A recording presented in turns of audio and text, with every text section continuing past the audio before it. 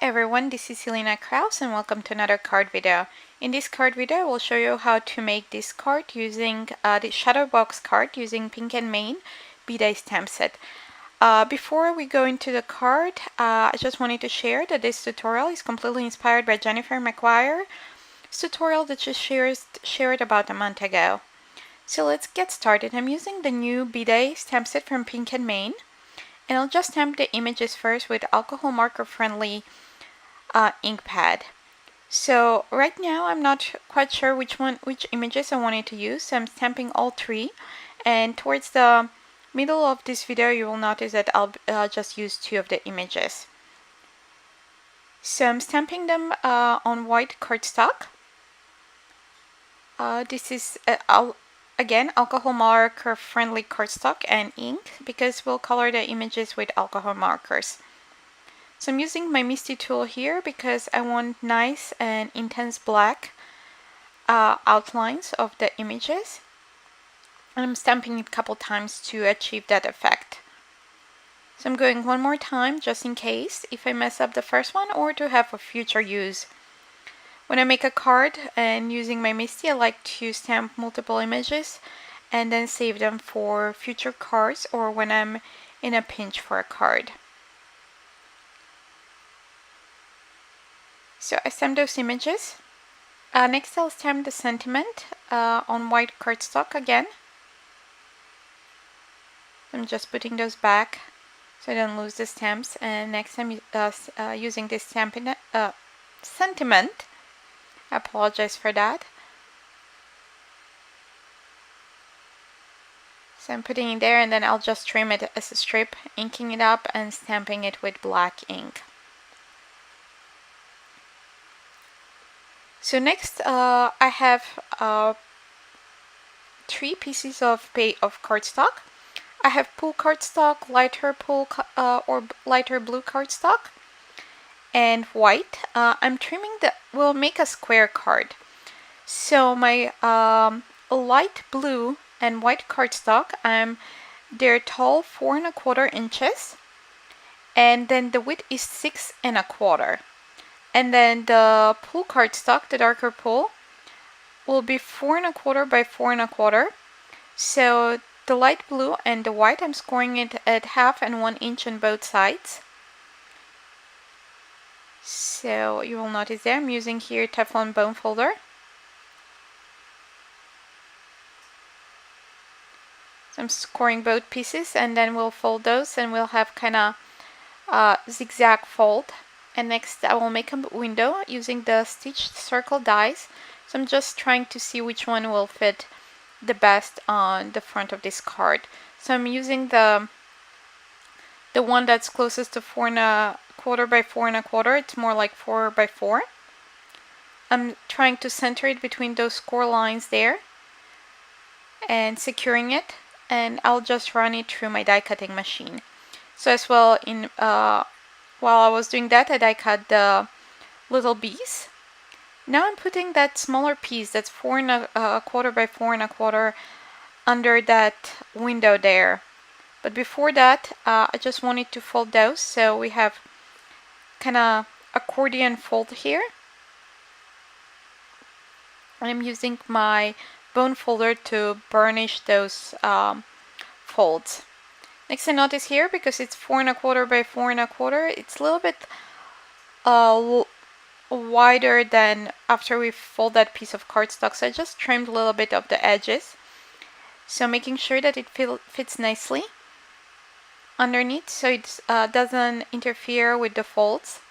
I'm tracing the circle, and then I'm positioning the next smaller circle die, centering it around that trace circle. I'll secure it with some microspore tape and running through my die cutting machine again. So next I'll just erase those pencil lines.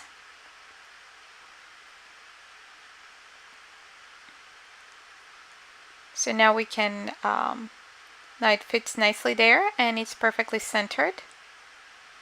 So we can adhere it.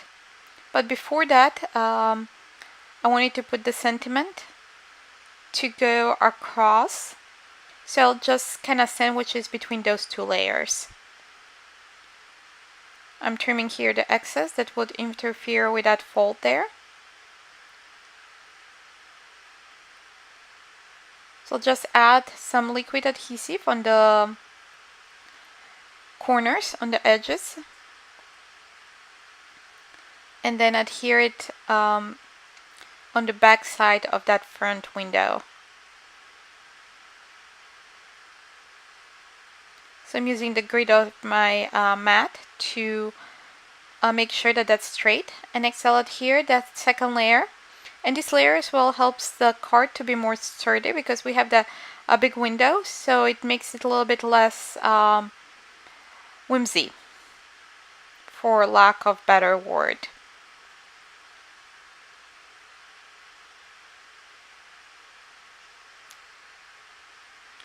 So we have that layer, and next I'm taking my white piece and I'm using the cloud stencil and some soft pull ink to stencil some clouds in the background, so that background is not just plain white.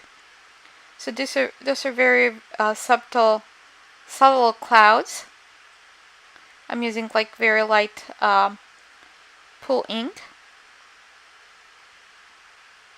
just masking there so I don't get over the edge of those of the stencil.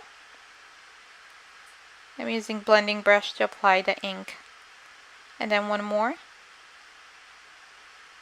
and we're done here. Next I'll repeat the same like I did for the light blue piece. I'll fold those tabs, kind of make zigzag folds or accordion. And next I'm just trying to position which beads I want to use and where to be placed in my card. So I was trying to use 3 of them, but because we did square card that's 4 1/4 by 4 1/4, 3 are too many, so I decided to go with 2, with the one with the cupcake and one with the balloon. So I'm just gonna go here quickly, color those, and I'm not doing any out of this world coloring. I'm just doing simple blending with 3 shades each. So, and I'm speeding up the process here, as you can see.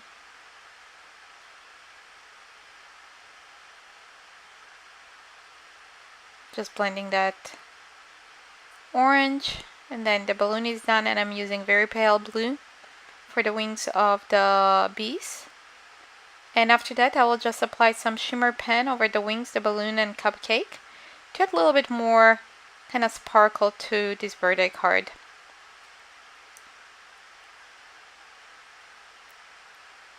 So next it's time to assemble the card.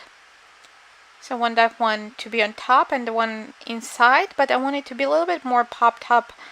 So I decided to, I used a little strip of acetate, adhere it on the back of the bee, and then I'll adhere it between the 2 layers, between the front and the back of the card on that tab to the right.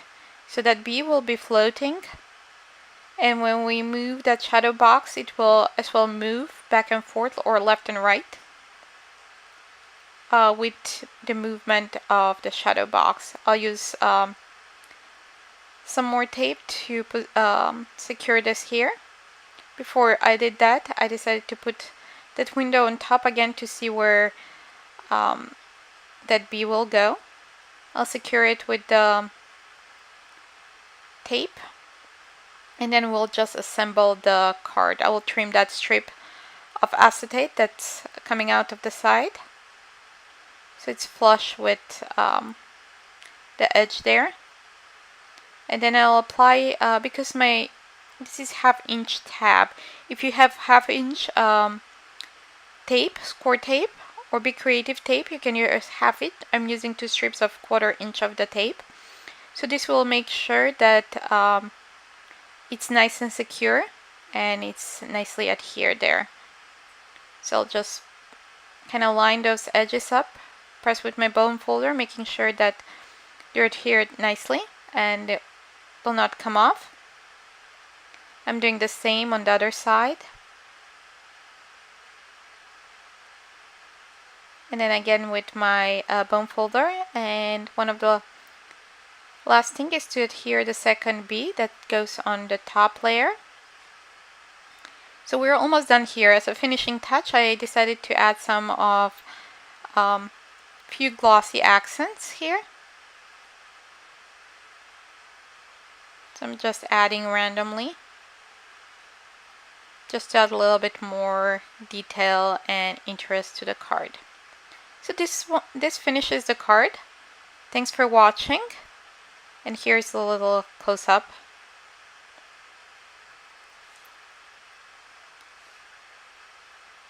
So thanks for watching. Visit the Pink and Main blog for more details on this card and for all of the supplies. As well, don't forget to subscribe to my blog as well to my YouTube channel. Thanks for watching, and see you soon in another video. Bye!